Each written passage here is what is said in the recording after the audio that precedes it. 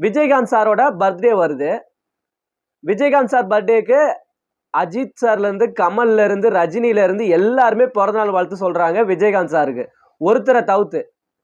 யாருன்னா இளைய தளபதி விஜய் அவர்கள். அவர்கள் மட்டும் விஜயகாந்த் சாருக்கு பிறந்தநாள் வாழ்த்து சொல்லவே இல்ல. உடனே விஜயகாந்த் சாரோட ஃபேன்ஸு, தேமுதிக கட்சியோட தொண்டர்களு, அப்புறம் தேமுதிக கட்சியோட உறுப்பினர்கள் அப்படின்னு எல்லாருமே விஜய் சாரை திட்டுறாங்க.